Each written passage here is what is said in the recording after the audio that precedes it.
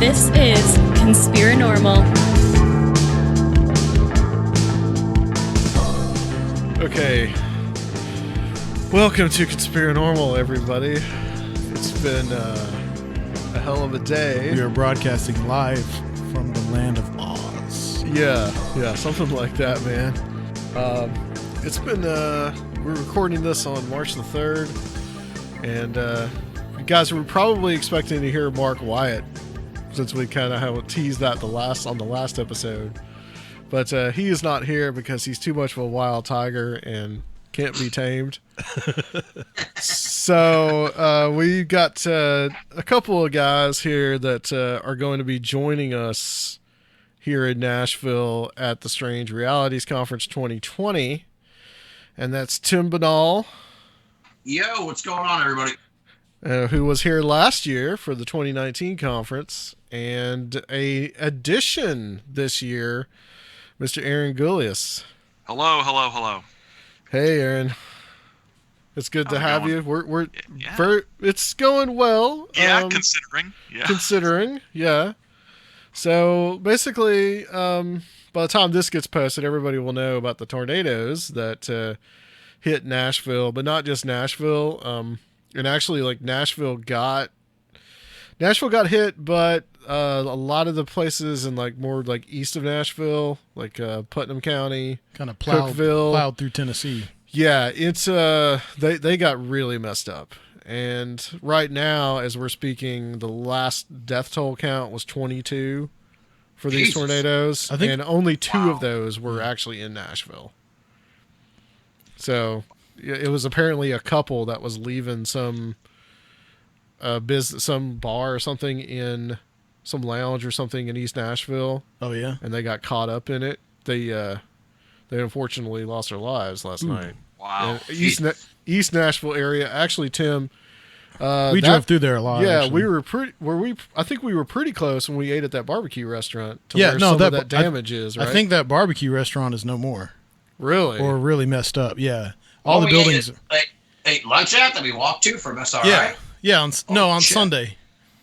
On Sunday. Oh, the place. Yeah. Wow. Okay, so stuff near the stadium, kind of. Yeah, I think that's either Yeah. gone or messed up. The thing is, too, like the path of this tornado followed the same path downtown and into East Nashville that a series of tornadoes did in 1998 that I remember, and back in the 30s. Like they always go through this same path through East Nashville, so it's kind of a historical repeat. There's even like maps showing, so that's kind of wild. I don't know if it's like geographical or what. Weird, kind of like it's almost kind of weird, like ley line kind of shit. Oh. Is the way that it looks. The 1998 one, I didn't live here then, but that was the one I always heard about when I first moved here in 2003. There's a giant tornado with like at least 4 mini tornadoes inside of it. Yeah, I don't think this one was wow. quite like that. No, this was a 3, I think. Okay. I don't know what the classification But system is. I'll tell you guys, it did enough damage, and like I got off work at like 12:45 last night, my time, and I literally breezed right through the area that got hit the hardest in Hermitage, which is the suburb that I live in. The area that got hit the hardest, I breezed through there in about like 5 minutes before that thing hit. And Wow. I'm kind of just like, it kind of shook me up a little bit to think about that, because if I'd left like maybe 5 minutes later, I don't know what would have happened. Yeah. Well, And so the crazy part too is that it was they came like at like 11:30 at night, right? So it's like yeah, it was a you little bit almost after would be even that. more disoriented, where you're like, oh, it's a really bad storm out here. It's like, Yeah. Oh shit. Yeah, it was a little later. It was like right when it hit. So like my boss was leaving. Right, he told me today that he was leaving, and it went and it hit right as soon as he was walking out the door, and they like walked right back in real quick, and they were okay, but he was showing me pictures of like pieces of the the guardrails like wrapped around a lamppost outside. Oh, And wow. I walked over there today, and I walked through I actually went and walked through some of the destruction. and there's a right on the road there, close to my house. There's a church, and then there's a school, and like an old school, and which isn't actually used anymore, but it's used for some other office or something like that. And the church and the school were both completely destroyed.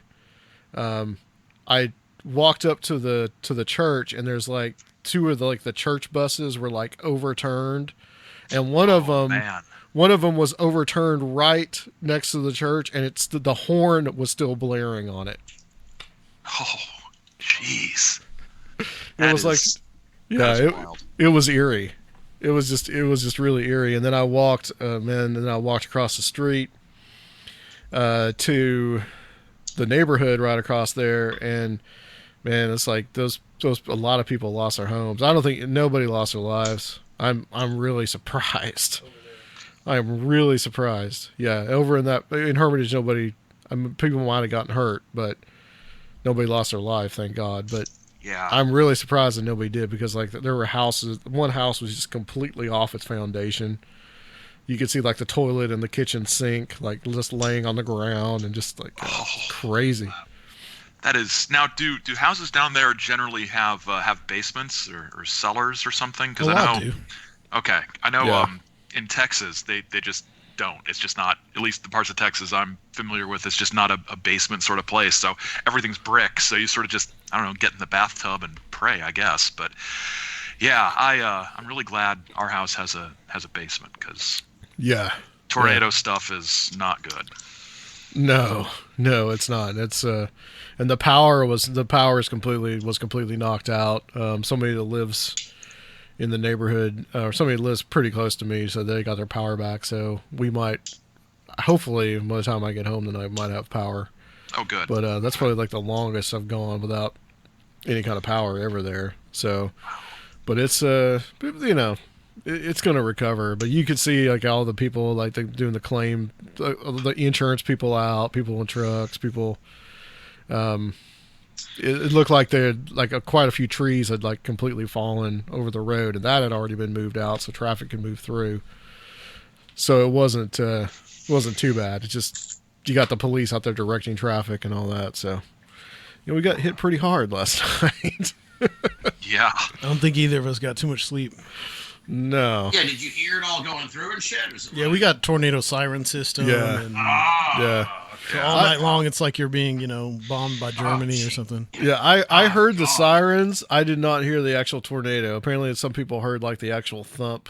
It looks like it makes a thump noise as it goes through. Oh, yeah. And I didn't like a low hum, and I didn't hear The any of train that. coming, yeah. Yeah. Crazy, dude. Crazy. But we are here. Yeah, we're here. And the We're show doing goes on. Conspirinormal.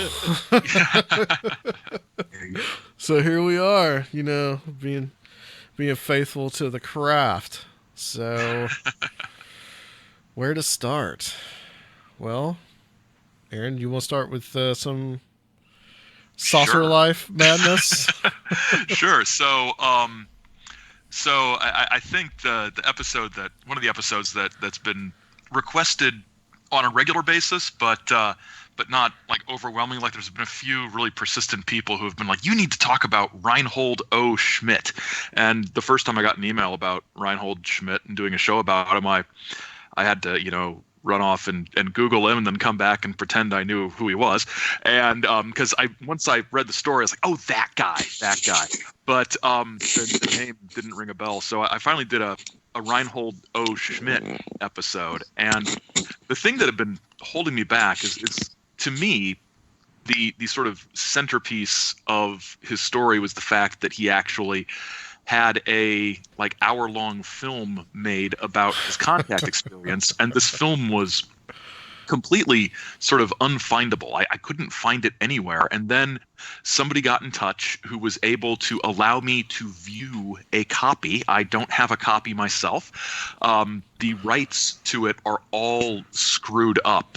If ever you get to watch it, what you'll notice at the end is it's copyright, the copyright's 1984 it was renewed, and it's owned by some mining company. So which is very much a sort of Manos, the Hands of Fate sort of thing, where a fertilizer company bankrolled that movie. But wasn't he a fertilizer salesman? The guy who made Manos Hands of Fate. Yeah, he's a fertilizer salesman. Yeah. So the thing Harold about P. Warren. Harold P. Warren. That's right. Yeah. Oh, I love the movie. The thing about Schmidt is once I saw the movie, it became clear the movie is it's not even bad enough to be fun. It's just kind of boring. But then I got into all his scams that he was running, and I was able to find newspaper reports about him going on trial for fraud. He convinced little old ladies to give him, I think he ended up bilking old women out of about $30,000, like $1964. So it's like real money. And he convinced them that the space people had given him information on where to mine crystals that would help sick children get well. So it's just this horrible scam. And he had previous convictions and arrests for all kinds of just check fraud and mail fraud and all kinds of stuff. And he got convicted. But the best thing was his defense at his trial. He's on trial for fraud. It's like fraud and grand theft or something like that. And his attorney decides that the best way to sway the jury is to show them the hour-long film. That's the main part of the defense. It's like, see, here's the movie that proves he's telling the truth about the space people. And then the defense attorney sort of harangues this old woman, well, why didn't you check to see if the crystals healed sick children? Is this really, his fault if you didn't do your due diligence? And he harassed her so much she ended up collapsing and going to the hospital, which can't have helped his case that much. I mean, when the jury sees your lawyer yell at an old woman till she falls over, that's it's over. You're done. And he was sentenced to 1 to 10 years, and I couldn't find anything about when he was actually how much of that he served, but. Ended up disappearing from the scene after that. And the thing is, his contact story itself was really kind of dull. It's very, very derivative of other contact stories. And, there were some women on the ship, which was a little interesting because they were crew members. They weren't just like serving food like you see in like the George Adamski stuff. But it's all very strange. They all spoke in this German accent, and they spoke German, but he spoke German, so he was able to understand them. Of course. And absolutely. And there's all sorts of stuff where he's really sort of pitching it to this sort of Great Plains Western sort of salt of the earth farmer rancher population. He was a seed salesman or a seed buyer. I grew up around a bunch of farms. I should probably know which one is which, but he did seed stuff. He bought all kinds of crops and stuff like that. And I don't know, just a weird story once you get into to all the stuff. And there was a great review of the movie in Saucer Smear that was just hilarious. At sort of, they said, this is the least competently made movie we've ever seen. It was great. What was the title of the movie? The Edge of Tomorrow. The Edge of Tomorrow. Okay, so there were two things that I had to laugh, that I really laughed about in that episode. I mean, that whole episode was probably one of the funniest, if not probably the funniest one that you've done. And good. It really wasn't even necessarily anything that you said. It was just the material itself was just so damn unintentionally hilarious. But yes, of course the movie On the Edge of Tomorrow. That struck me because that was directed by Ron Ormand. Ron Ormand. Yep. Yeah. Yep. And I only really knew him from Mesa of Lost Women, which is a horrible movie that he did. That I have seen Mesa of Lost Women. I've seen it's either Mystery Science Theater or Riff Tracks. One of those two groups made fun of it. But I looked into it more, and I was like, oh my gosh, he's done some of these. I guess the best description is Christian exploitation movies. Yes. And because he was in a plane crash. He survived a plane crash, and from that point on, he only did like religious movies. And he worked with this evangelist down in, was it in Tennessee? It was Mississippi. Mississippi. But, Okay. So one thing about Ormand was that he actually was based here out of Nashville.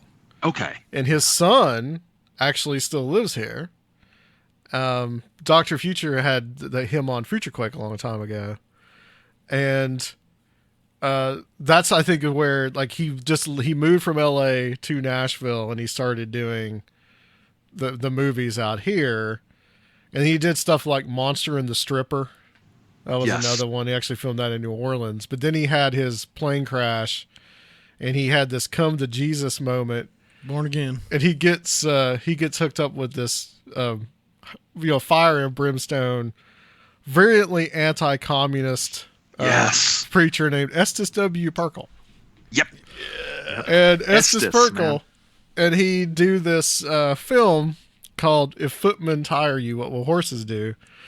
Amazing. Which I know that you, Serfiel has seen some of it, and I know that you've seen it. It's glorious. How would you describe it? I would describe it as if you were to take one of those chick-tract comic books about the end time and turn it into a movie with blood and violence, but the fakest violence you've ever seen. That's what it is. It's a chick-tract come to life.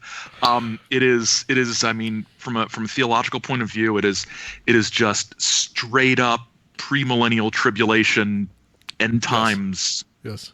End time stuff. It's kind of like a spiritual forefather to I can't remember the director, but it was a series of 4 films in the late 70s and early 80s that was the Image of the Beast. And and which basically is what the whole Left Behind series ripped off. Yeah. In the early 21st century. I wish we'd all been ready. That's the song for the song. Yeah. And it's like that, except it's all anti-communist. I mean, you would think that John the Apostle sort of just called out, Chernyenko and Brezhnev and those guys in Revelation by name, because there's just Andropov. Yeah, and Andropov rode down on a dragon or something, and because it's all communists, and because it's the 1970s, it's oddly it's all. I was not quite around then, but for some reason, we were really all head up about the Cubans and really thought the Cubans were going to be the ones who took over. I mean, like Red Dawn style. We're going to invade America. Yeah, and in this movie, they're just they're like, you want candy, little kid? And they're like, yes, we do. And well, then pray to your Jesus. There's no candy, right? Let's pray to Castro. And then he brings out a bunch of candy, and it's just and this is kind of a spoiler, but at the end there's this little boy who they tell him to like stomp on a picture of Jesus. Yes. And the little boy says, Jesus, you died for me. And so now I'm gonna die for you. And the communists behead the kid, and you see his head sort of bounce into the ditch. I watched it. Oh my gosh! In the last month, I must have watched it 4 times. Crazy, dude. My wife walks into the room and she's like, What is this? I'm like, this is the greatest piece of evangelism Christendom has ever developed. I mean, shut down everything. This is just show this movie and everybody's going to heaven, because how could you not be? It's what people should watch if they want to decide to vote for Bernie Sanders, because that's how life will be, right? There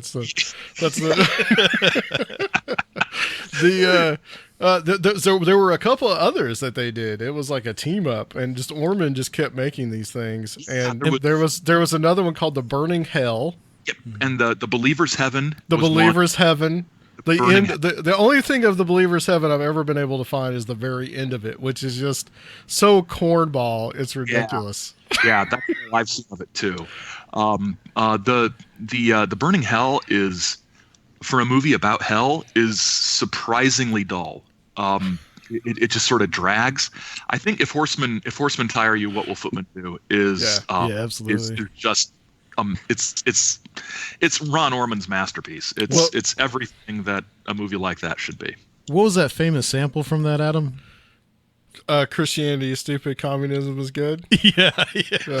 And who used that? Negative Land. Negative Land. Okay.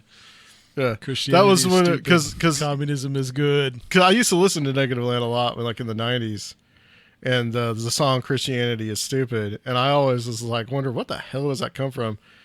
And then after Dr. Future kind of turned me on to this movie, and I was watching it, and I was like, wait a minute, that's the that's the sample, that's it.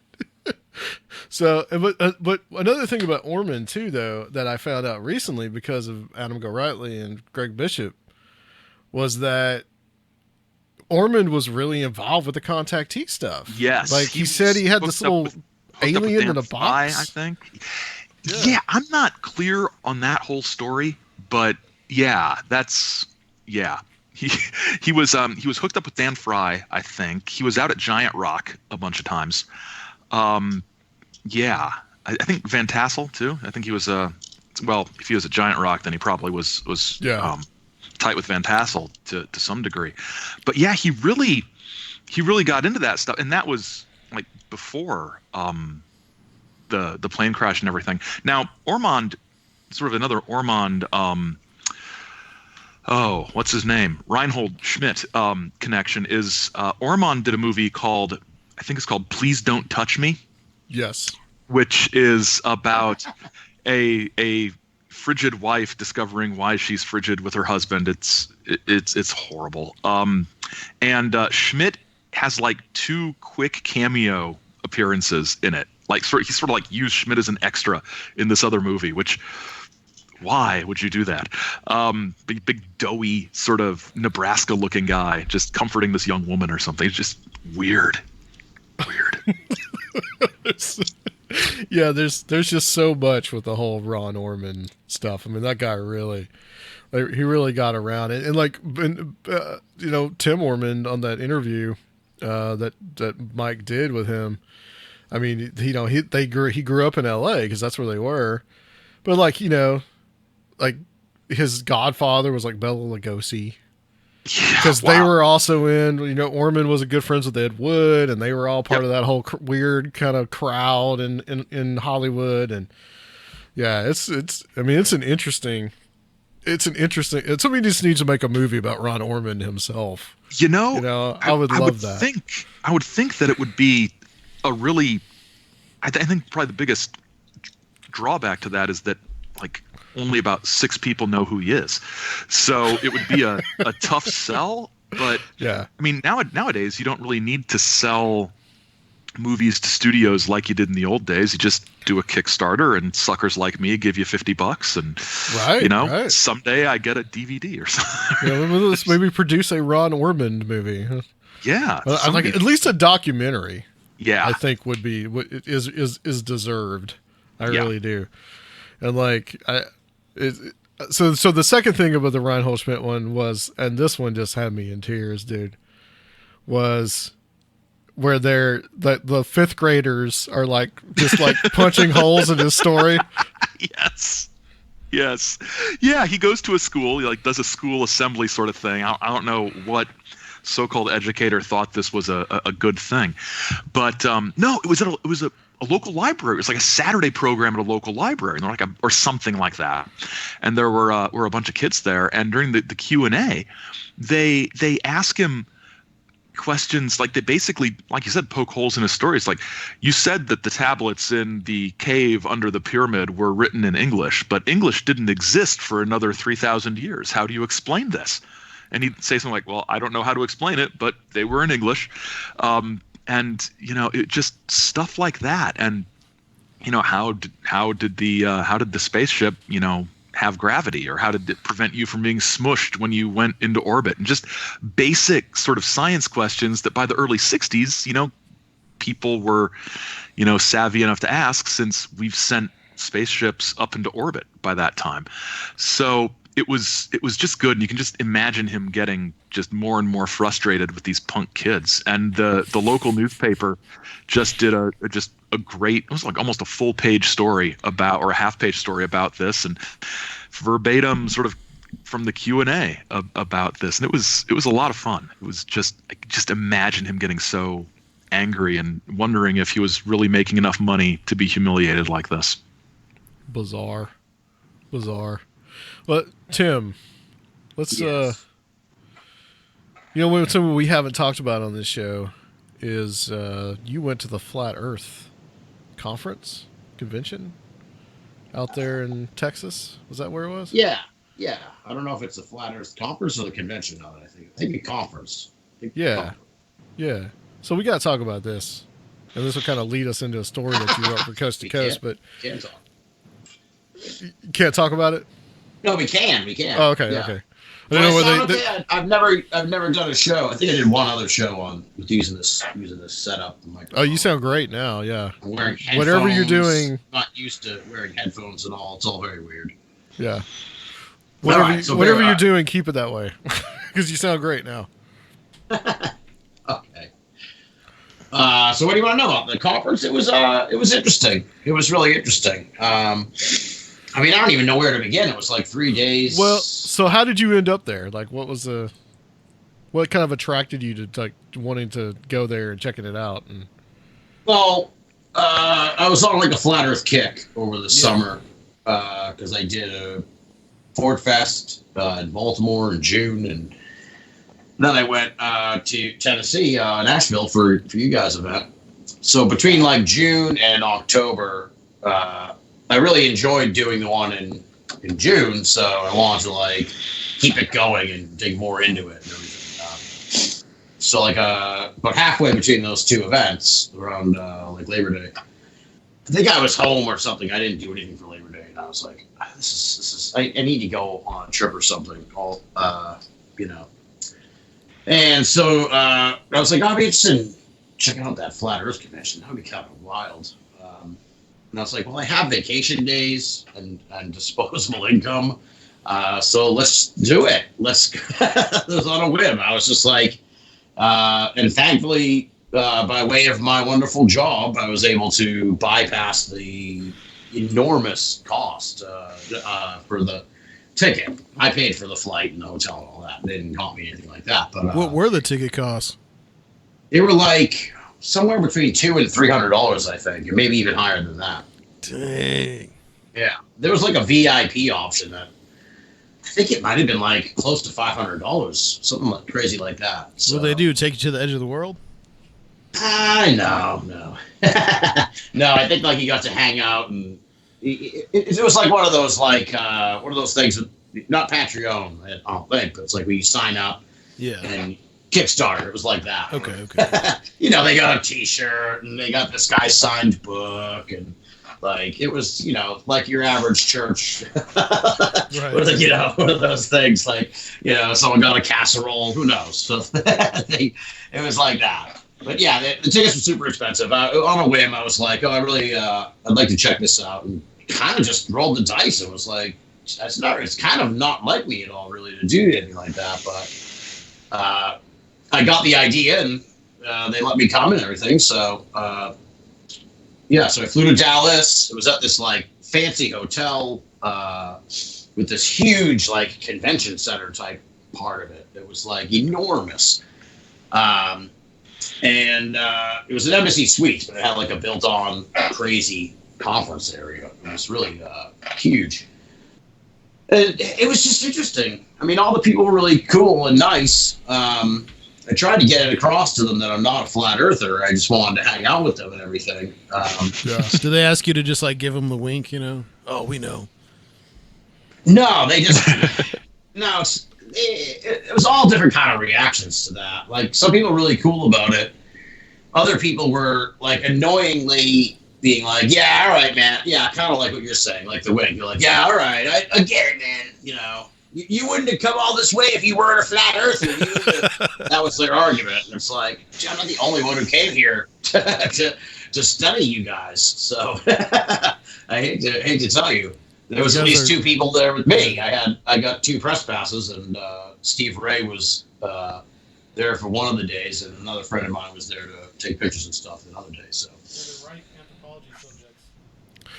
Did you have anybody like get onto you about being a globetard or anything like that? Globetard. No. Jeez. No. There was one. I don't think I've told this story. Publicly. So yeah, there was one like frightening incident where it was like the first night. It was kind of late. I'm sort of an immersive researcher, so we'll put it that way. So I was at the bar with all the flat earthers, pretty much just drinking with the flat earthers and hanging out with them and hearing their stories and everything. And I was talking to some guy, was kind of explaining what I was doing and how I was there. And so it's like in the middle of talking to him, I was trying to explain, I'm like, look, dude, I'm not like all these other media people that are going to come in, they're going to film you for like 10 minutes and then leave and then cut it all up into some silly segment or something on TV. I'm like, I'm here for the duration. I'm flying home, when you are. So I'm here all weekend. So just, I'm not like these guys. I'm not like, oh, these fucking flat earthers, they're such assholes or whatever, these dumb fucks. And I was kind of like what I was saying. In the voice of these other media people. Well, of course, some guy came out to the patio, right as I was like in the midst of my impression of the other media types. Oh. And yeah, he was super fucking pissed. He was super pissed, and he got all up in my face. And I genuinely thought for a minute or two there that like I was gonna get my ass kicked. Because even though I was in the right, it was a misunderstanding and everything. It was like I was telling Haney this story, and he's like, "Oh, I like how you immediately assume you're gonna get your ass kicked." I'm like, "Dude, I was in like a biker bar essentially of flat earthers. It was me and all of them. Outnumbered. No one's gonna fucking take my side." So that's the point. It's not just me and this guy. Now there's like a crowd of flat earthers watching this tense situation, I guess, between me and the guy. And then luckily the kid I was talking to was like, no, man, he was just saying that to the other media people. Or like, he's here to hang out with us and get to know us and everything. And we kind of squared it away. But for a moment there, it was like, I even said to the guy at one point, I'm like, look, man, you're really too close to me right now. And like, it's you're kind of out of bounds. You gotta like back up. He was like that close. It was like it was really quite the scene. Yeah, and I was like, oh my god. Do you feel like that they were maybe a little defensive about some of that stuff that they? Well, that guy certainly was. But I talked to him. Like, here's the other funny part. Here's the end of that story in a sense, sort of the punchline, if you will. But so then, like the next day, I just met all these people. It's hard to keep track of who's who. You know what I mean? So unless someone was particularly colorful, some there, but most of them just looked like normal people. So it was like I was watching, and it was like went into the conference hall, and all of a sudden he's like up there, and he's the MC of the event essentially. So I didn't realize at first, but he was the MC of the event. So I guess I understand why he would be a little more defensive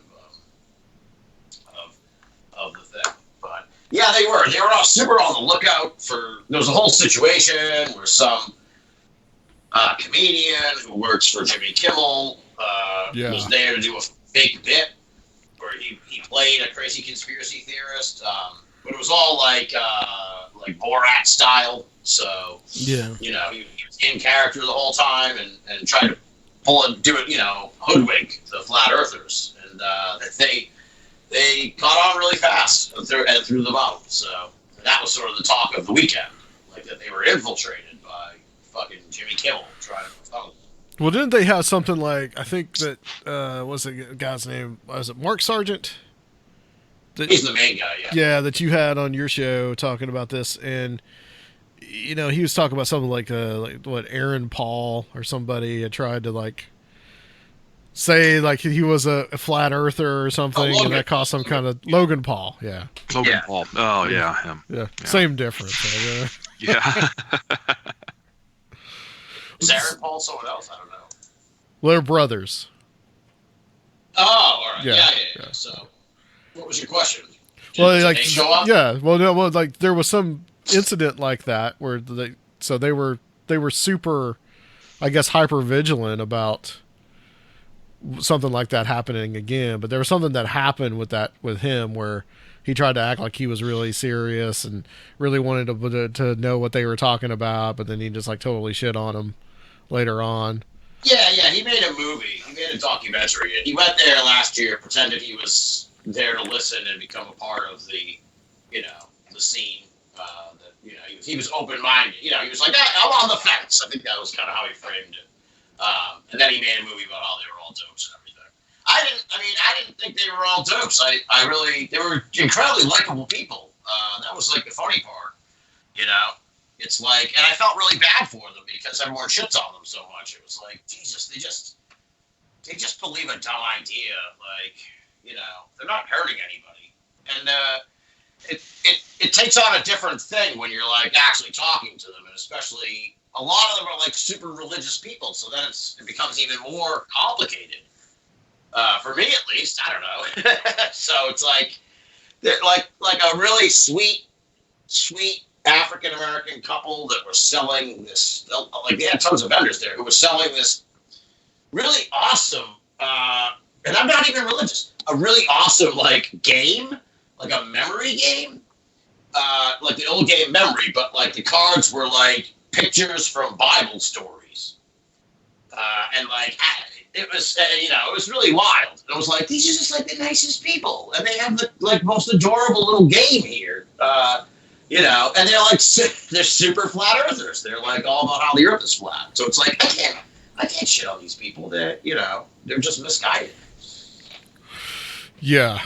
It's interesting to think that these people are out there, but like you kind of like have taken a really fair viewpoint of this, Tim, where you kind of like, you're not trying to judge them and you're just trying to like really understand like where they come from with all right, this. Exactly. Yeah. Because I believe all kinds of crazy shit, and like we all do. All of us on this show believe something crazy, I assume. So it's like, I think we all I think we can all probably just say, oh yeah, we believe UFOs, whatever they are real, right? And to like, even to these people, they thought that was like crazy talk. Like they laughed at me. They would laugh at me whenever I brought up the aliens thing, where it's like, well, what do you think? What about aliens? Do you think aliens can come to the flat Earth? And they're like, you're crazy, man. Well, you're a lot of them, like you said, come from that religious point of view, but it seemed like it started as like, I don't know, like it started as almost like this almost as a kind of a joke or some kind of like a logical exercise or something like that. Aaron, you got any thoughts on the whole flat Earth movement? I mean, this is a new. Get it? I do not get why it's taken off. It completely befuddles me. I think sometimes when I'm being really optimistic, I think this is some kind of sort of sly, sort of 4chan style, joke, but I don't think it is. I think there are I think there are people who have lost the ability to think critically about stuff that is not like sort of speculative, like aliens or multidimensionalism or, various religious traditions, but stuff that's pretty settled, and we're seeing it not just with flat Earth, geocentric people out there who are like, the sun really revolves around the Earth. That's sort of making a comeback too. Oh wow, really? And medicine stuff too, like medicine. Yeah. Oh yeah. Yeah. Like the some of the medical ideas, and I mean, it's just it's interesting. I blame the Facebook, of course, and the Facebook. And well, I'm not really sure I'm kidding about that. It's just all these ideas spread, and the way the algorithms work, pretty soon you start to see just stuff that's like stuff you've already liked, And so you get the idea that the truth is right there in front of you, and for some reason these idiots don't believe you because they're liking stuff that says the opposite, so pretty soon that's all they're seeing. And everybody's in their own little bubble, and some of those bubbles are absolutely insane. Yeah, I think we've talked about too how like a lot of these alternative things that are more marginal in the past, now with these mediums and these apps and YouTube and social networks, they've really been given a huge audience like they never had before. Yeah, absolutely. I mean, before where would you get flat Earth stuff before social media? You'd have to like go out and seek out specific websites, of which there weren't many, I don't think, or you'd have to just like somehow in real life connect with people who were interested in it, and the odds of that are astronomical. So yeah, I really think that this sort of social internet has to take the blame for some of this. Well, it's very much a YouTube phenomenon. Yes. It's really interesting. Like, when we all go to Nashville in September, I think between at least 4 of us will have a podcast. At least. I bet you there's probably more people there who will have a podcast. And like at the convention, they were all about YouTube. That was their whole thing. And like, to me, I just kind of woke up to this recently, where it's just like I came to realize that like there's this whole other world of entertainment that people just watch YouTube. They don't even watch TV or anything. Especially young people, those youngs. That's all these Logan Paul people are like. They have like millions of people. It's like, what is that? Like, more people watch this guy's 10-minute video than like half the shows on CBS or whatever. This is crazy. But yeah, they all have YouTube channels, and that's how they're like, oh, watch my channel, and so I thought that was really interesting. It's like unlike anything I can recall from our end of the paranormal. Yeah, the YouTube stuff. I mean, I'm not showing my age. This is not really an age thing. I don't know where people get the time to sit through these videos to get their information. Yeah. I mean, just give me something to read so I can read it at my own speed. I'm sitting here, it's like, I can't, I'm not following this. Without being too elitist, I mean, I think that's what really separates a lot of these communities. Yeah. And a lot of these people, I mean, just be honest, I'm not saying flat earthers, but people who are into watching and learning primarily on YouTube aren't really avid readers. I will be elitist. And I'll say yes. These people, they don't read books, and the people who are active in promoting the ideas don't write books. Yeah. And the people who have been reading books have a context, especially people into alternative stuff who have been reading books for a long time, have a context of how long these ideas have existed, where they came from, etc. Whereas a lot of people who just stumble into stuff on YouTube and get into it, they don't have any context. Yeah, and I think you do see that a little bit in the UFO field as well. I don't know if Tim would agree with me on this, but I've seen a lot of people getting into UFOs via YouTube, and then if you look at the comments or you look on the Twitter replies under the tweets with the video, you can tell these are people who don't know much about the UFO field and about the UFO field's history and about what things they are excited about that we all figured out were a con like 30 years ago. And when you point that out, or I don't point things out to them because I don't respond to people, but I've learned my lesson. But you see people say, well, so-and-so wrote about this. And it's like, oh, you're an elitist. You're a gatekeeper. You don't want new blood in the field. It's like, no, we just don't want you. It's just you want somebody who knows who's willing to admit they don't know what's going on yet. And sorry, junior UFO YouTube scout, that's not good. It's like, let the grown-ups do things. Have you seen Secure Team 10? Have you seen that? God. The truth, man. It's fun to sort of watch ironically if you can sort of detach yourself from getting irritated. It's sort of fun to watch. Like, this is. If I didn't think there were, most of the people watching it who actually took some of this stuff seriously, it would be a little more funny. Right. But yeah, their stuff's just goofy as hell. There's a big difference between podcast people and YouTube people. There's a big difference. Yeah. What about some of the presentations, Tim? Were any of those did you find particularly interesting, or anyone that made you think? Or was it more kind of like the presentations kind of like really just cross-pollinated each other, or were they more similar? I mean, Well, from an outsider perspective looking into this group, you know? The problem is that it was a flat Earth convention. So it was the topics were just the flat Earth for 2 days. So by the time you've seen like 4 presentations, you're like, I get it. The Earth is like the flat. I get it. Were any of them specialized? Like, was there one on the firmament, one on the end of the Earth? Nuanced. They were like, I'm trying to think of one. There was one that like somebody had a theory about how the stars are made up on the dome because they think of the dome. yeah. So they went through a whole like thing about how scientific experiments they were trying to document the lights on the dome.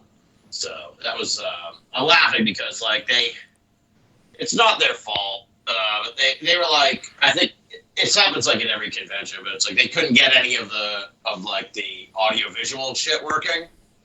So it was like it kind of made me laugh in a way where it's like, I don't know how much I'm getting more increasingly skeptical of your ability here with these scientific experiments. The more you can't get the PowerPoint working, like I don't, you know what I mean? I was just kind of like, wait a minute.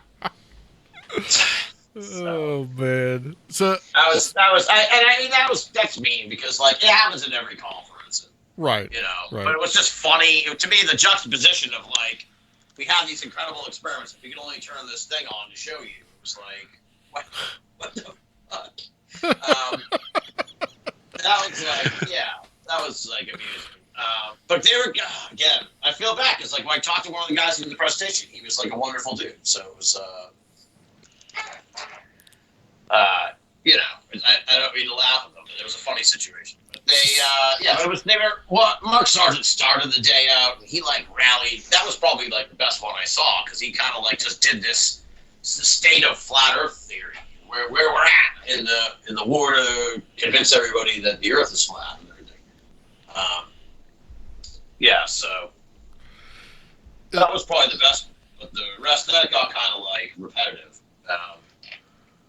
Where, they just kind of seem to all be trying to make the case for the flat Earth in different ways, but not.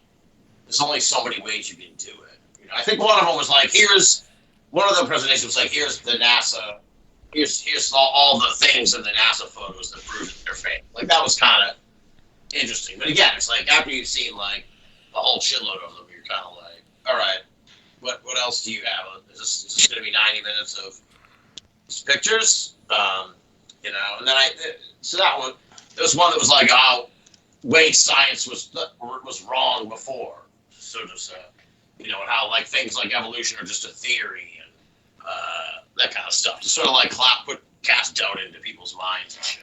Yeah. So that brings a recent event that just happened that you wrote about on Coast to Coast about this guy, a flat earther that was trying to pass out.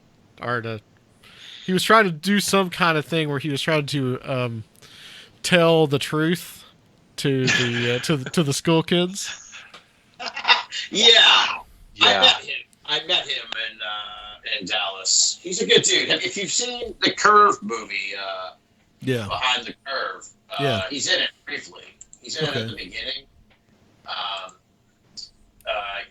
In the movie, not unlike in this thing that happened last week, in the movie he runs up to a car, a lady in a convertible, and he's like, "Hey, did you know the flat Earth?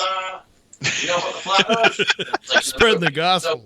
So, so he's a proselytizer. He's a preacher man. So apparently, Nathan Thompson's his name. And he, again, super nice guy. Even in this video he made, it's like just weird because he just keeps talking. Like he's talking. It's a live video that he made. Like it was a YouTube live. Again, YouTube. And he just kept being like, "I love you" to the audience. You know, where he's like, "Yeah, so I think that's it. I love all of you." He's just like exuding this love. It's like, oh, you know, it's just wow, a little off-putting, I guess, in a way. Where it's just like, oh, this guy's really, he's blissed out, man. He's blissed out because he found out about the flat Earth. So anyway, I don't know what got into his head, but he decided to go over to this playground, and so the whole thing sounds like bad, you know. It's like I wrote the story. It's like I had to like really try and get a title that didn't sound, you know, like the most purient thing you can imagine. It's like, why? Just like, I think it's just a general rule of thumb. Like, unless you're picking up a kid, like, stay the fuck away from elementary school playground. Yes. You don't belong there, dude. You don't belong there, man. There's Nothing good can come from that. No good reason. Yeah. Oh, Fly your fucking drone somewhere else or whatever. Like, just don't be doing things. So he goes to this elementary school and he stands outside the fence and he starts yelling. He says, "Hey kids, space is fake. They're going to teach you that Space is fake. On a spinning ball. That doesn't make it true. It's not real. The floor is moving 1,000 miles an hour. It is not moving 1,000 miles an hour." Yeah. He's like shouting and shit. And the funny, again, like it's just this wrong place, dude. Just wrong. And I guess in the video, he says, this is the lingo for like wake people up with flat Earth knowledge. He says, "I'm gonna flat smack them." So, oh god. So right then and there, it's like, dude, it's like, don't be flat smacking anybody at the fucking elementary school playground, dude. It's just so fucking such a bad idea. So in the video, and he's filming it live, and it's so uncomfortable because like you can see the teachers there and shit, and they're like, no, good kids, go, get away from the fence. And again, it's like not even the purity part of the thing. It's just like, who the fuck knows? Like, you know, it's a dangerous world, dude. Like, if some strange dude comes up to the playground fence and starts shouting, it's like, get the kids away from this dude. I mean, this is like lockdown situation. They don't fuck around at schools and shit. My mom teaches at an elementary school, and like, they don't, you know. Again, it's like surprise visitors are not what they want in elementary schools, dude. So, and he tries to like hand them pamphlets and shit. Yeah. And they're like, no, like, you gotta go. You know, you can't take any shit from you. Can't take your pamphlets. And it's like to me, that's, if I talk to him, maybe I will someday. You know, hopefully he doesn't like read all this shit I wrote. I was very fair to him. Hopefully he doesn't hear us laughing about it, but like to me, it's like, dude, I can forgive like you being misguided about the flat Earth thing, but like to do this, to do what you did, that sounds like a complete.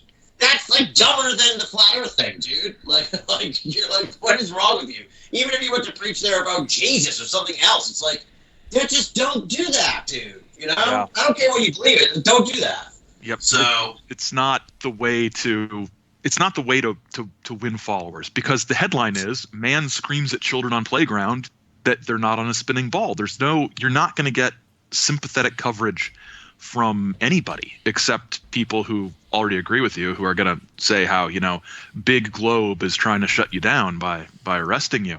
I don't know if Big Globe is a thing. Is it, Tim? I don't think so. Big Globe. Tim's just in the pocket of Big Globe. Now, what about this rocket guy? Yeah. Oh, yeah, that's the other thing. Mad Mike Flat Hughes? Earth guy? Madman Mike or whatever. Yeah. Well, he's the skinny on Mad Mike. from inside the flat Earth world is he was like not. They don't like him. They didn't like him.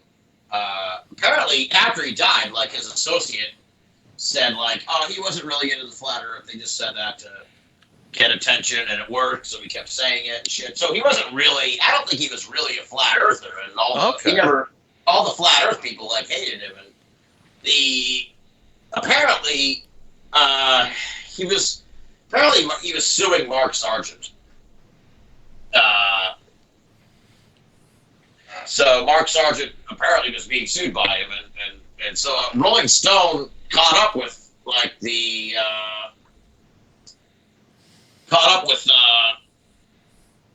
Mark Sargent after Rocket Guy had died, and he said essentially it was, I don't want to put words in his mouth, but he said something along the lines like it was worth it for him to die.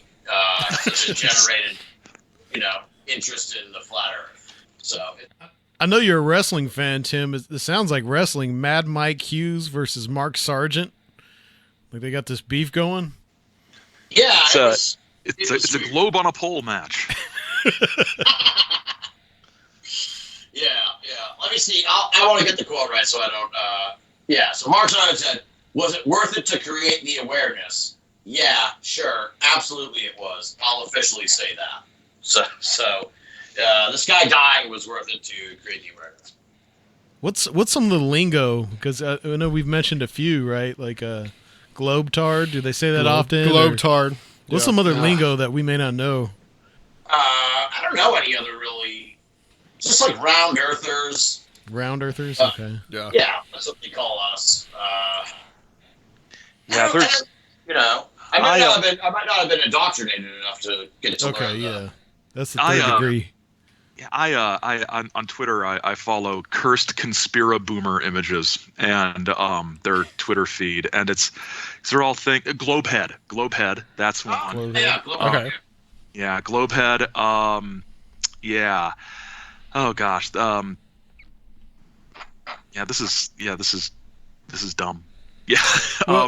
Yeah, Globehead is Globehead. I see a lot of Globehead. Globehead's that's the main. Globehead. Yeah. Globehead. Yeah, it's and lots and apparently Flat Smack is Flat Yeah. Oh, Well, flat smack that ass. Yeah, that was the first I heard of Flat Smack, and I was like, holy sh! Like, I kind of love it. It's like, what the fuck? That's catchy. It's catchy, Flat Smack. So, speaking of conspiracy theories, Aaron, you most recent, I guess you're doing this whole thing called the saucer afterlife now. With your little I 7 or 10 minutes now I can't snippets. Stop. But I wanted to, this one, Seraphiel, I know will appreciate this. I don't know if he's heard this one, but talking about William Cooper and his War of the Worlds conspiracy theory. I just can't quit William Cooper. It's just I can't stop. He's your favorite. He is. So a couple weeks back, I did an episode on sort of paranormal radio through the years. Yeah, Radio Days, which that's an awesome show. I definitely recommend. Thanks. I liked that one because I was able to just like drop in a bunch of clips and not talk as much. But I on Twitter and Facebook I said, so who do you think of when you think paranormal radio or flying saucer radio? And there were several people who mentioned the Orson Welles War of the Worlds broadcast from 1938, which I get. It isn't really what I was going for, and I didn't expect people to say it, but I probably should have. And I was like, that's good, but I'm not sure where to fit that in. So I was like, oh my gosh, William Cooper had a whole thing about it. He had this whole conspiracy, and I haven't done enough research to know if he ripped this theory off from somebody else like he did a lot of his stuff. He probably did, but he had this whole thing where he traced sort of the development of the War of the Worlds broadcast, very, very shoddily traced it back to the Princeton Radio Research Project, which was basically a social science research project to study the effects of mass media on the population. And he implied on his radio show just in the way he phrased things. He did this very carefully when he wasn't drunk. He was usually very, very careful about how he did these things.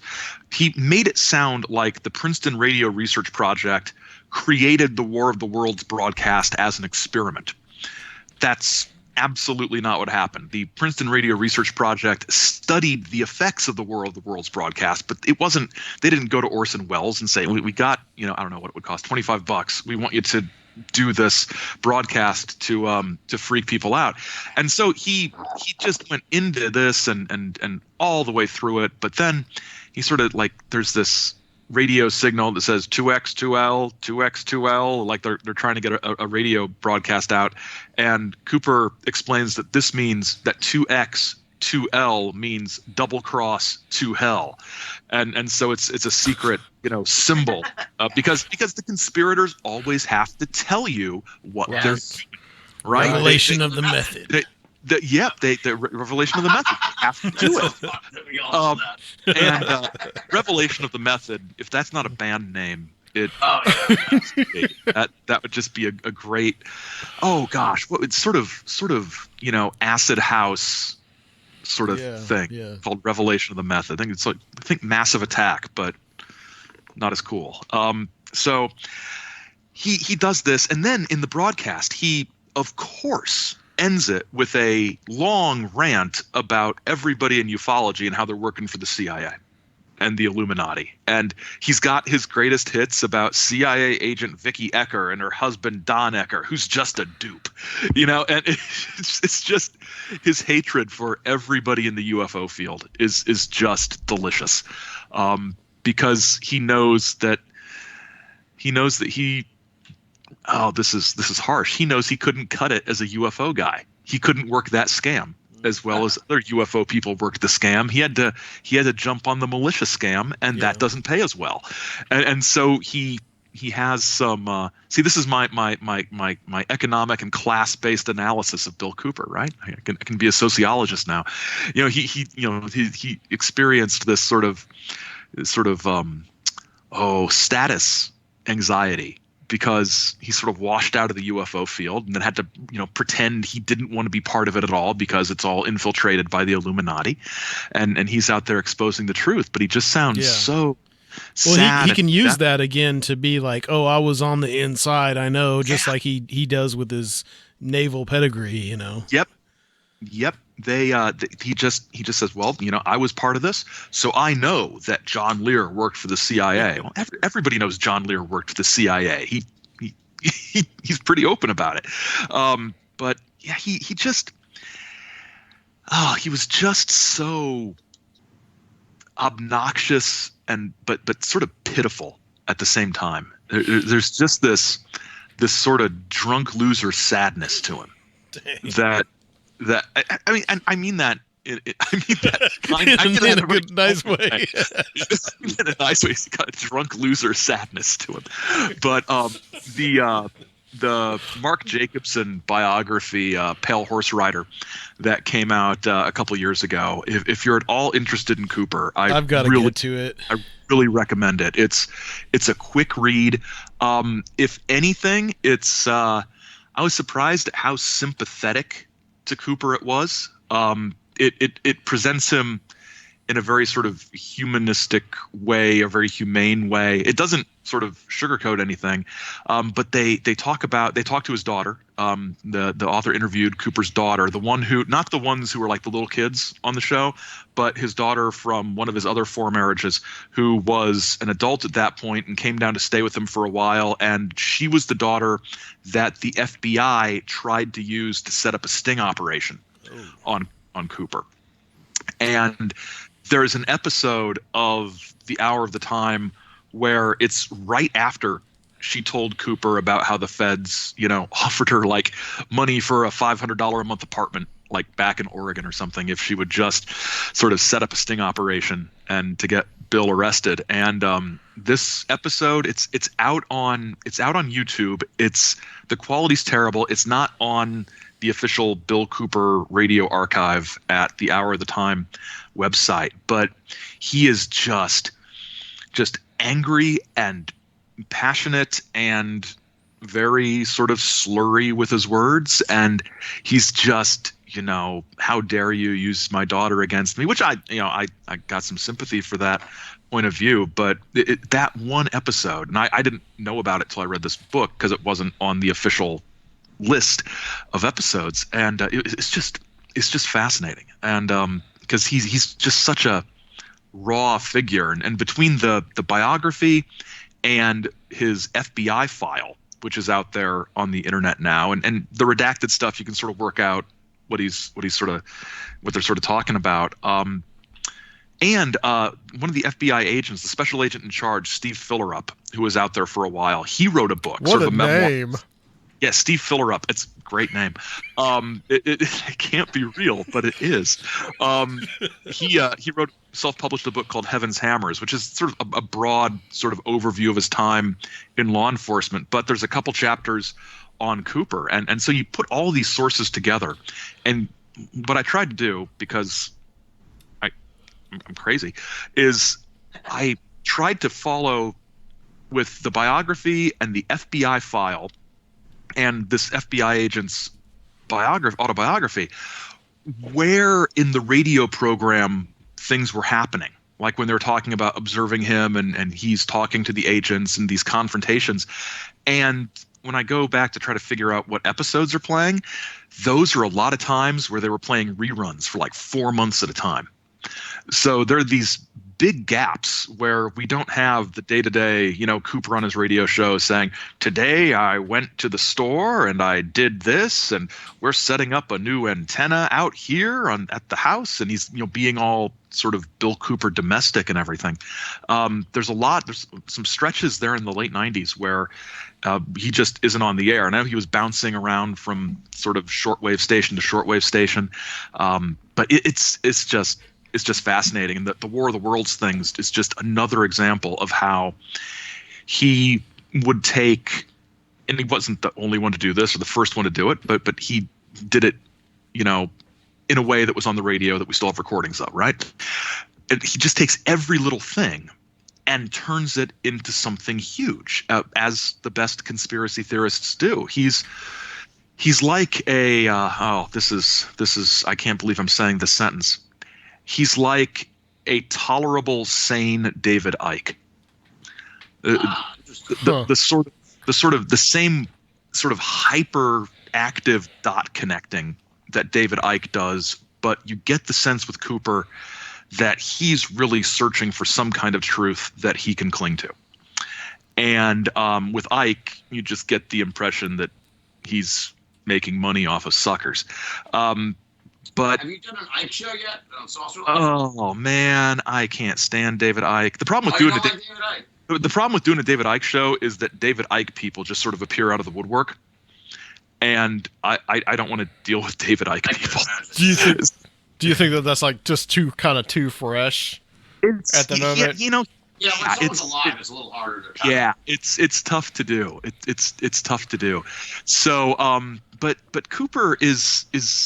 He's just got this, and the biographer, Mark Jacobson, he makes a really good observation about Cooper that I had never thought of, and I think this is really dead on. Is that Cooper talked a lot about returning America to what it once had been, and lots of imagery of how things were back before Kennedy was assassinated. That's sort of the turning point for him.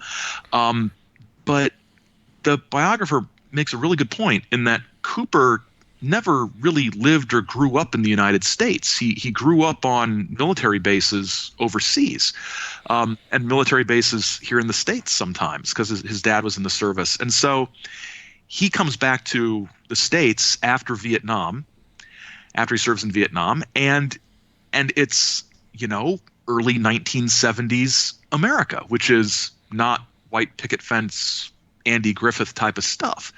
And it's more, Chinatown and warmed over hippie kind of stuff. And he's like yearning for an America he feels like he missed out on, but never, that's what I was gonna say.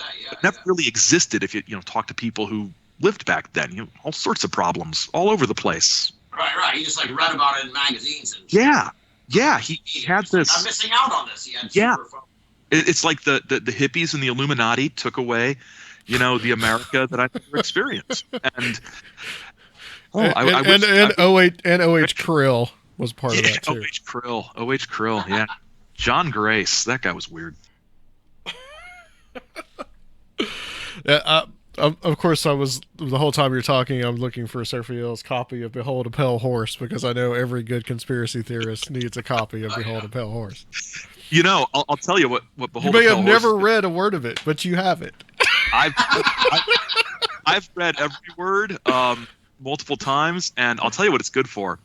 It's good for keeping people away from you in public places. When I was in graduate school, little glimpse into my life here. When I was in graduate school and flat ass broke, I would have to a couple times a week do what most students do at some point in their life, go sell some blood plasma, right?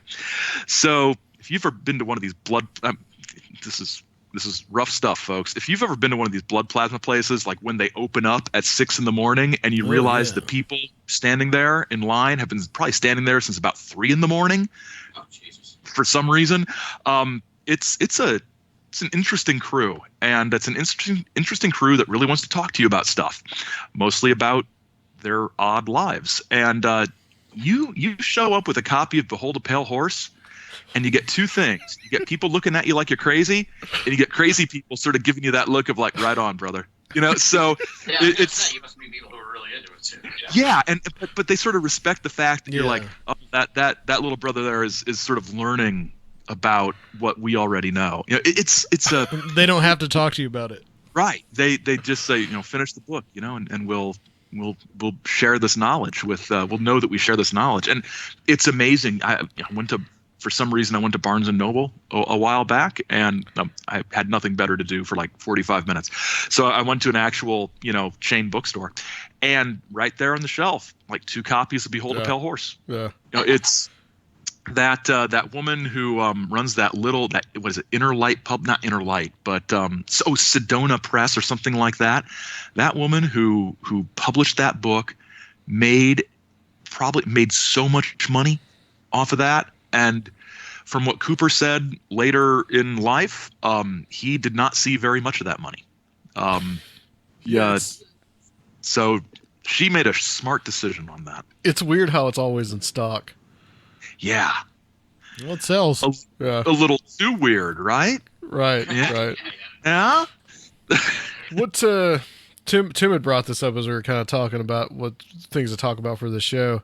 It's a little timely and topical. What you guys' thoughts about the whole coronavirus thing and how it's kind of been like we're in such a perilous kind of really divisive political year now, and just our politics is so divisive and people really like going at it with each other, and then this thing gets introduced into people's lives, and now it seems like it's become really politicized and like almost like on both sides. Yeah. And there's besides conspiracy theories that are out there about it. Yeah, too. besides that, we've been talking about how there's like now that we have the worst breakdown of like a single narrative that's ever happened before, and all these people really into conspiracy theories. Yep. This is going to be the first pandemic in this new media environment. Like, what is this going to be like? Yeah. It's already getting really scary. It is so weird. I mean, diseases, like information about the disease aside, at least where I am, people seem to be sort of punching the I don't know what to do, but I've got to do something button. And so my wife went to Kroger tonight. There are no gallon jugs of water in stock. I don't know what people think is going to happen to the water. What? But they're buying it all. I've seen people on Twitter that are like, I just stocked up on canned vegetables and shit. It's like, what do you think's going to happen? This is, and like Clorox wipes and stuff like that. Yeah. It's difficult to find. I tried to order some on Amazon. They're like out of stock on Amazon. It's weird, but actually Clorox wipes are probably a good idea with any kind of disease. But it's funny. I got an email from my church that we are suspending handshaking during that part of the service where you shake people's hands until further notice. And I'm just thinking, fist bumping in church. Yeah. It's like, why wasn't this decision made back when we heard it was one of the worst flu seasons ever? It's just this this, I mean, regardless of what is really happening with, or what might happen with the coronavirus, it's not like there aren't other diseases we should have been washing our hands about, up till now. Oh yeah.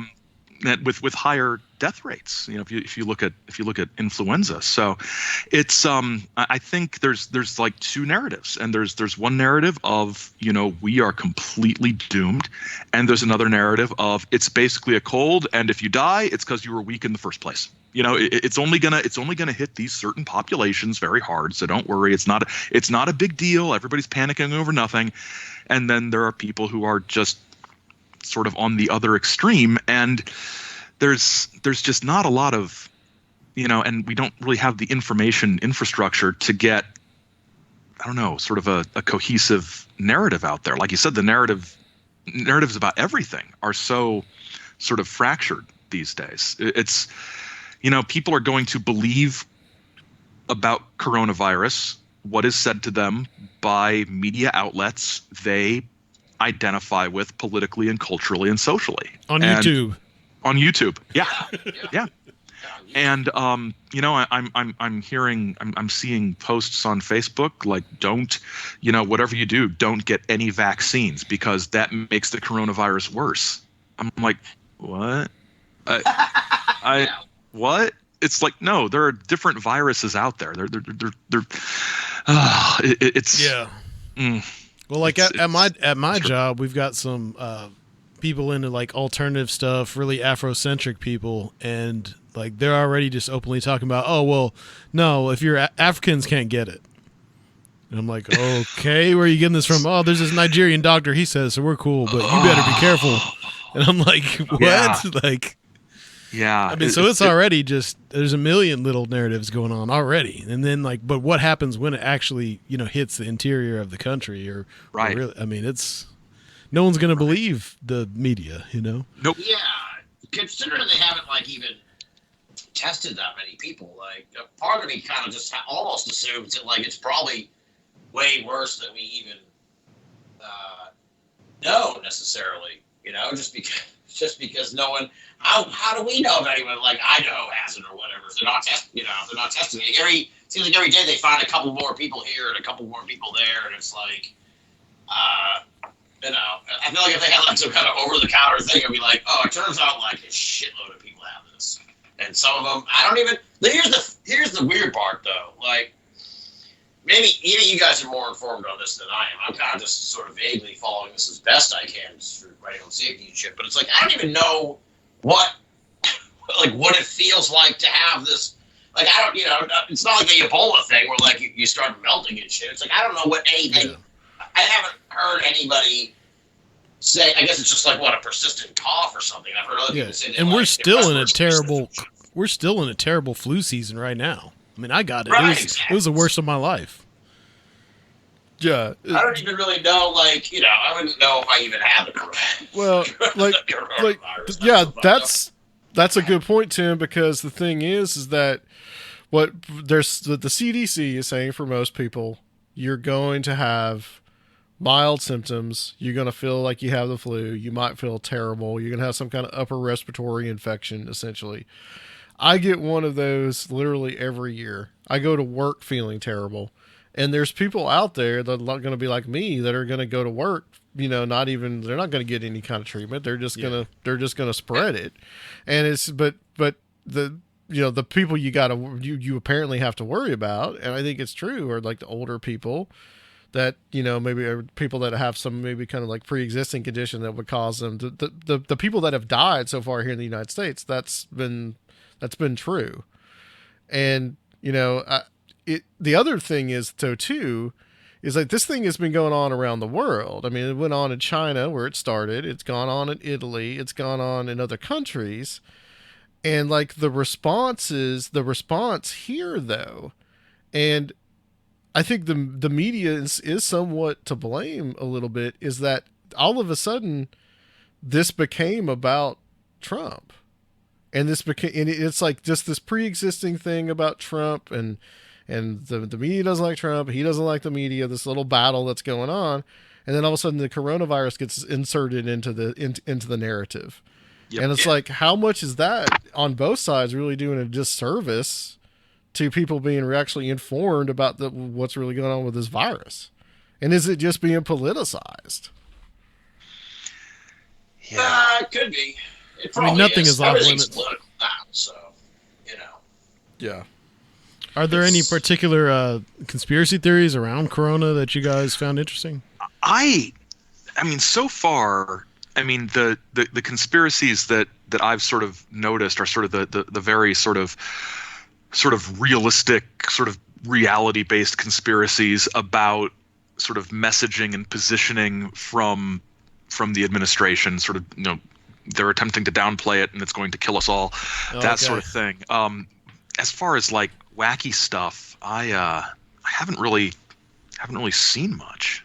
Yeah, the only like conspiracy theory I've seen is like that it was made in a lab and it got up by accident. But that I was listening to NPR the other day on the way to the grocery store or whatever, and I heard a lady talking about actually this very topic. Is what I'm mentioning. It's like she's like that like movie scenario of that it was made in a lab and it escaped is it gets attached to every time something like this happens.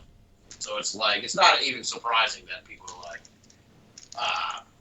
you know, that it was made in a lab. It's actually kind of funny.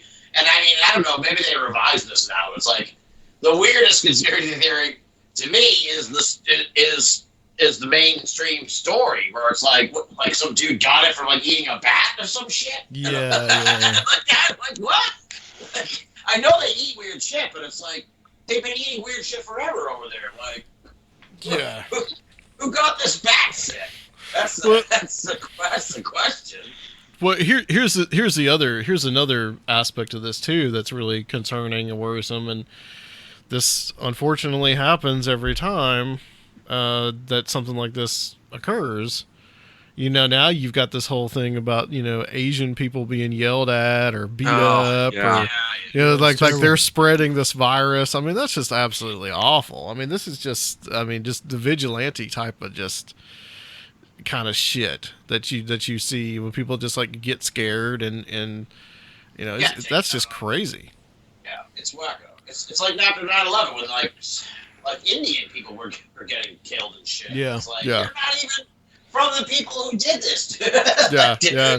There were Sikhs that were being Sikhs killed because they wore the turbans. Yeah, they're not Muslim. Yeah. Yeah, not at all. They're like from a whole other part of the world. Oh my god. Yeah, then, it's just weird. I'm just kind of watching it all unfold. We're like right in the middle of this maelstrom of what you know what I mean? It's like feels like we're on some kind of weird tipping point, like I said, where it's either going to be, oh shit, this is way bigger than we thought, or like somehow whimper out and maybe even, you know, like as Crazy Trump said, you know, a miracle will happen and it'll just go away. So I don't, you know, to me it's like there's a part of me too that's talk about this sense conspiracy theories, just like human nature, where it's like we've been in this for, you know, I know, well, all of us have been in it for a long time. It's like we've seen this, especially after 9/11. It seems like after 9/11, it was like all of a sudden it was like all these different fucking diseases showed up like every few years, you know, or it was like what was it, SARS? Yeah, swine flu, bird flu. Swine flu, bird flu, yeah. There's even a monkeypox. I could have sworn monkeypox was the thing that was around. And definitely SARS. That was like the big one. So part of it's just kind of like, I think people are, it's hard to get people to be too concerned about it in a sense. Even though this one seems way worse than all the other ones in the past, but at least as far as like where it keeps popping up and shit. Well, so it's interesting because we talked about the tornadoes, the tornado at the beginning of this, and you know, yesterday I was like sitting there like thinking, what should I do? You know, what should I do about the coronavirus? Is it going to be bad? You know, trying to convince myself it's not going to be that bad. I'm worried about my mom and dad because they're older. I don't want, and all this kind of things that I'm worried about because the media is like kind of putting this into my head.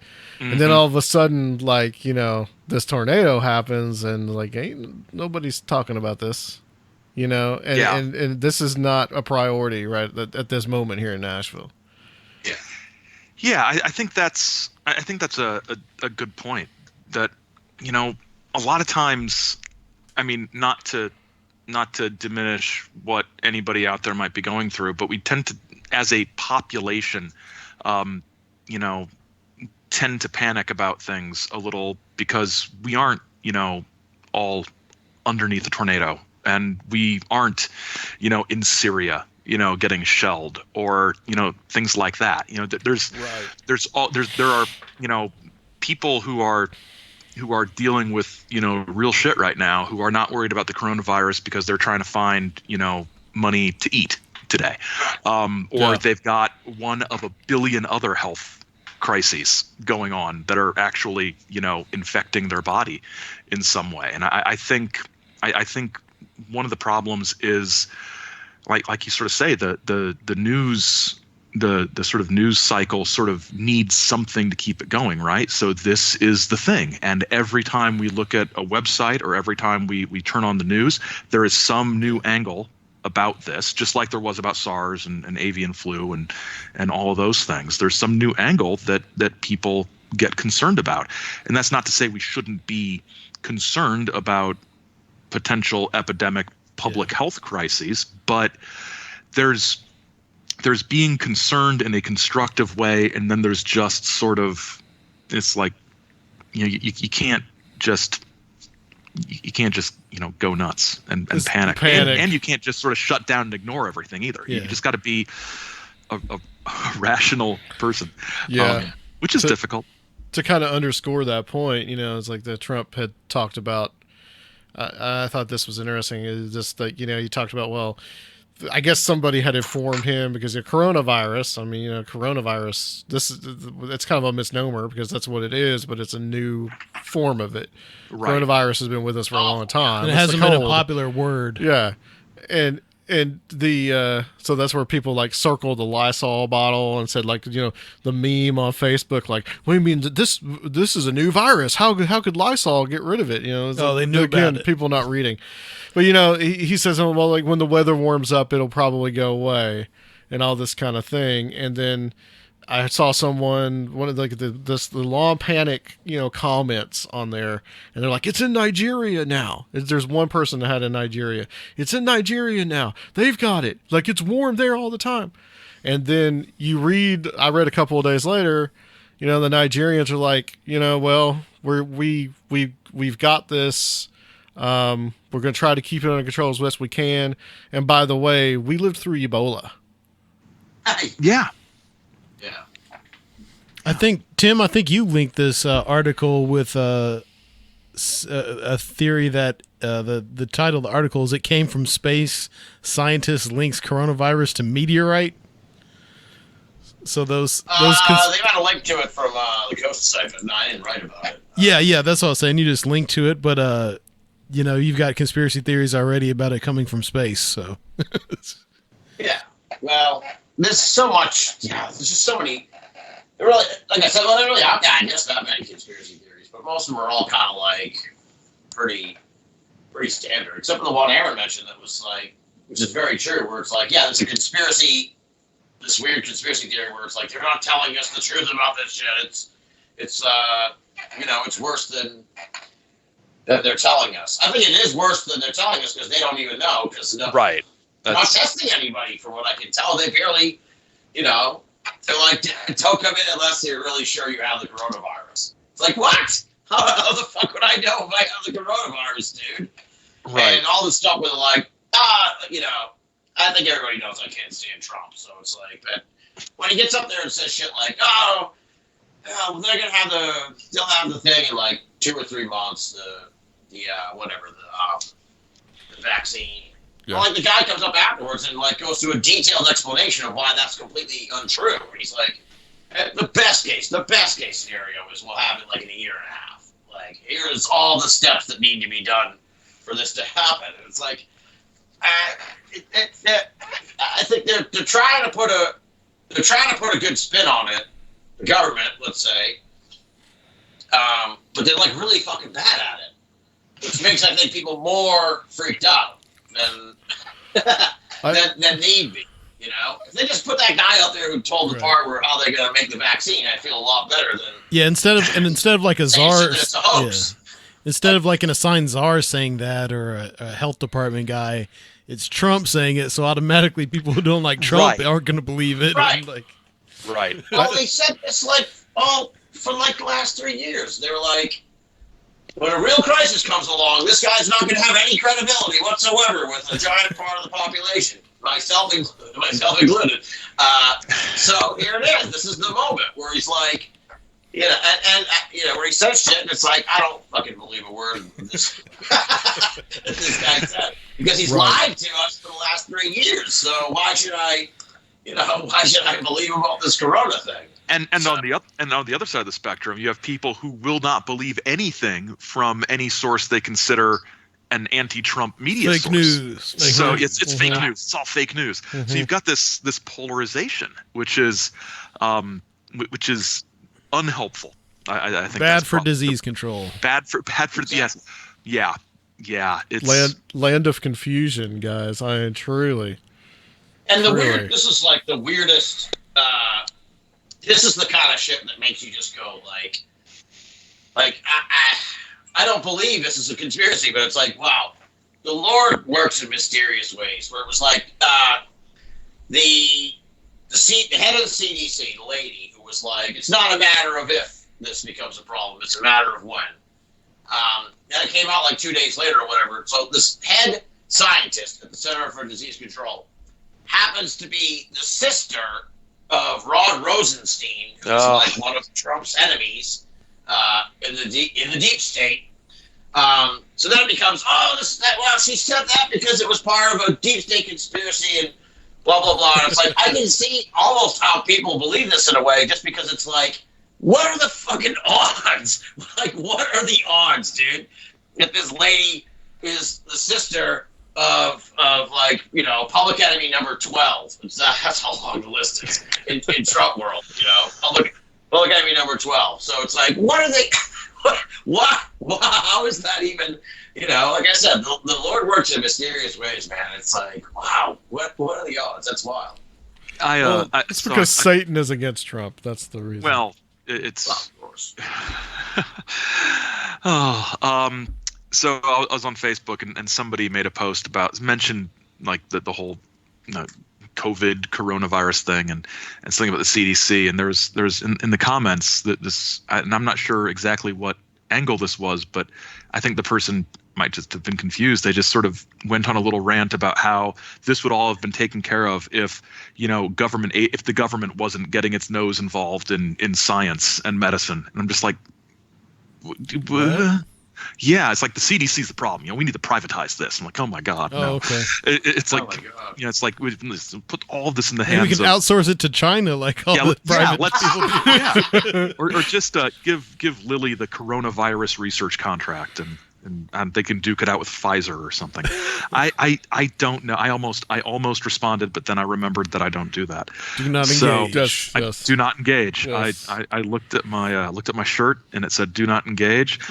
I wore that shirt to work one day this summer, and it turns out there are several people who had been misinterpreting that shirt, and they thought I was telling people "Do not engage with me," and like it was just like a shirt, just like stay away from me. It's like, oh gosh, no, it's like instructions for how to deal with the madness around you, and they're like, oh no, I didn't get that. The back of the shirt should have been the cover to Behold a Pale Horse. Actually, a picture of Cooper with tiny Behold a Pale Horse covers replacing his eyes. I think that needs to be a shirt. All right. The last sort of thing, just to on the corona thing, is like it does worry me, like people that think it's a hoax. It's like we need to have some fucking agreed upon reality, and we're already in a weird world now where it's like everything is fractured. I don't recall who said it, either Aaron or one of you guys. So to me, it's like, you know, I've seen people that are like, I don't even believe this. It's all a hoax from the Democrats, and it's like we can't. Even if it is, look at lady. Even if it is a fucking hoax, can you just like wash your hands and just go along with the fucking protocol? Like no one, no one's trying to hoodwink you into like not wiping your nose with your hands or whatever. It's like no one's trying to fucking sell you anything. You don't have to buy Purell or whatever. Just like if your fucking kid is really sick, take it to the doctor.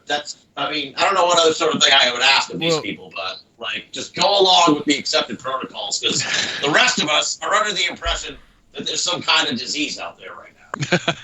Yeah. Yep. Yeah. Yeah. It's strange because you've got, the fear is out there, and it's for both the right and the left. And the fear, like, I think that a lot of it is just really fear of the unknown, fear of the uncertainty. I mean, that's what's driven the stock market down. Yep. But then, like yesterday, it went up over 1,000 points and then back down 700. So, like, what? Yeah. with the Fed, cutting rates, that's like, hasn't done that since at that level since 2008, which those were good times, right? Right. So the market reacts to what's supposed to be this sort of stimulus measure by saying, oh my God, they're having to do this, and so then it swings back down. And all I'll say is I've determined not to look at any of my retirement stuff for a year. I'm just not even going to look. I can't look. I'll just get freaked out. So, but yeah, it's the uncertainty. I think both ends of the political spectrum are worried that the other side is going to use this as a weapon, and so they're the accusations of stop politicizing the coronavirus crisis are kind of projecting a little bit. It's like, stop doing what I'm trying to do. Stop doing that to me. I'm the one politicizing this, and claims that nothing's ever been politicized like this. Oh, whatever. Everything's been politicized like this. Ask somebody who grew up in the early 80s about HIV being politicized. We've politicized, health crises before. But gosh, now I want to go get another master's in public health or something so I can, speak on these things more authoritatively. That'd be a good way to spend my time. Well, if Nashville isn't in complete quarantine by the end of September, we're not under a dome or something. You guys are going to be joining us at the Second Strange Realities Conference. Oh, yes, indeed. Yes. Coming up on September 25th and 26th. So we got a great lineup, and you guys are a part of it. Do you guys know what you're going to what subject you might be covering? Bill Cooper. No, I'm just kidding. Of course. Hey, it'd be good. I would totally pay to see you give a presentation. Just reading from Behold of Hell. Yes. As long as it's not the protocols of the elders of Zion. No, I do not need that out there on the internet. I've sort of been. I'm thinking probably what is going to be what I sort of focus on is I'm working on this book project about sort of conspiracy theories with happy endings and sort of positive conspiracy theories. Yeah. I think since I'm going to be doing that, I should probably just conserve energy and talk about that, since I'll be hopefully close to being done on the manuscript. And I think for the sort of dinner slot that I'm in, that's a nice sort of fun topic, as opposed to FEMA death camps and alien abduction and whatever Alan Greenfield talks about, which I don't understand any of that. So, well, he's gonna be there. Looking forward to asking him just what the hell, It's like, explain this to me, sir. You've got to be initiated. Yeah. I maybe you'll come back a free illuminist. Hopefully there's no solar magic involved with that, right? You know what? I if it would get me a few more hours in the day, maybe I would become some sort of illuminist. But probably just involved a lot of meetings, I assume. Yeah. Tim, what do you think you're gonna talk about? I haven't even really decided yet. Okay. I'm still kicking around ideas. Cool.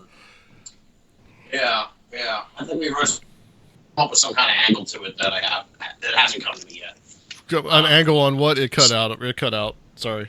Oh, I'm sorry. An angle on it that I haven't come up with yet. So it would have to be something. I kind of want to just go up there and tell the story. It would have to be On what the you're talking about the Outlive Pass? Yeah. Okay. Yeah. So Yes, I'm kicking that. Skype had a fart. So sorry. All right. Yeah. Weird. Okay. So yeah, that's kind of one thing I'm thinking about. But there are a few others. Now that I'm sort of thinking more about it, I don't know if I've actually kind of even thought about it. But one thing I really do, I don't want to say love, but one thing I really enjoy talking about, because no one knows about it at all, is the cruise ship thing. So if you guys would be okay with that, I haven't even considered doing the cruise ship. Troubles with cruise ships, if you will. Okay. That too, and not paranormal. That's almost conspiracy. That's kind of more even conspiracy in a sense. Well, I mean, that's fine. Yeah, that's fine. We'd love some conspiracy in there. As long as it's not just Tim Binnall's like sad experiences on the Disney cruise and why he gets his money back. You know, I mean, I'd listen to that, but you know. The other idea is the forest fed treasure, which is something I cover a lot with Coast to Coast. I've made it kind of a beat of my own. It's really fascinating. I don't know if you know about the forest fed treasure.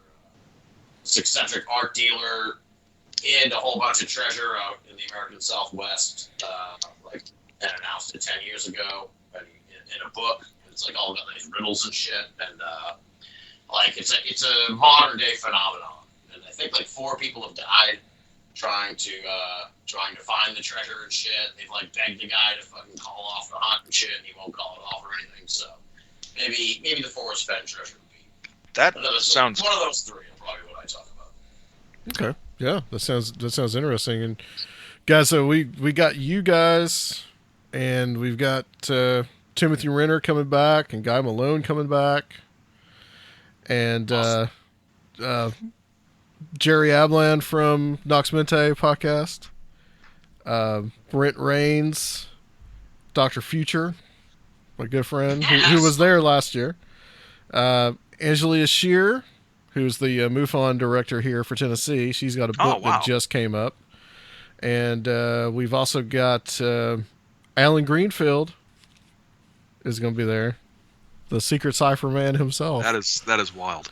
Do we have the other one confirmed too, the new one? Yeah, and just recently, Jack Montgomery and Tony Cale, who have both been on the show recently. They're doing a joint presentation? They're going to do a joint presentation on folk magic and the supernatural. Yeah. Oh, wow. That'll be I interesting. think I have Tony Cale on All America. So, all right. Excellent, guys. Thank you so much. I mean, this has been awesome. Tell everybody where they can find you guys, where you can hear both your shows. You can hear the Saucer Life at saucerlife.com or anywhere you find podcasts, and on Twitter at Saucer Life and Instagram at Saucer Life and all those places. All right, yeah, you can find my stuff at BinnallofAmerica.com. That's where you can listen to the podcast. We haven't done a show since the end of January. It's already beginning of March. So I don't know. If I feel like doing shows anytime soon, I will. But at this point, it's unlikely. You can still dig into that archive. We got like 300 plus shows, so it's all there at Binnall of America. And my day-to-day output can be found at coasttocoastam.com. So pretty easy. coasttocoastam.com. Okay. Do you guys want to close the show out with us? We'll just do it that way. Sure. You cool with that? Yes. Yeah, I don't know what. I don't know what that fucking means.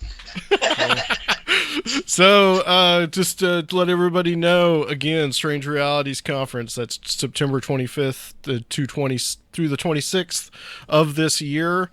We're going to have Aaron and Tim there and the list of people that I just said, and then we may have, there may be one more person that we might add on. Nashville, Tennessee. In Nashville, Tennessee, SIR Nashville. And we also, guys, that's at strangerealitiesconference.com. You can also go to Eventbrite, find the tickets there, but it's all linked up right now. If you're interested, it is a $70 total, And we have the $40 pre-sale for Saturday, and added to that is the dinner on Friday, which is $30. So, but $70 gets you into both events, and we highly recommend that because that's probably like the best deal. The Friday night will be a dinner with presentations, and the Saturday is all-day presentations. Absolutely. And so that's what we're doing, guys. And also, guys, don't forget, we have a Patreon. We are trying to do weekly. We don't know whether or not we're going to get one up the next week or not, but we will have one at some point. We're trying to do that. That's, you can support us, and that's as low for $1 to get all those archives over at our Patreon at patreon.com/Conspirinormal. Okay, and that's it, guys. YouTube channel as well, Conspirinormal Podcast. And guys, we'll be back next week with another episode of Conspirinormal.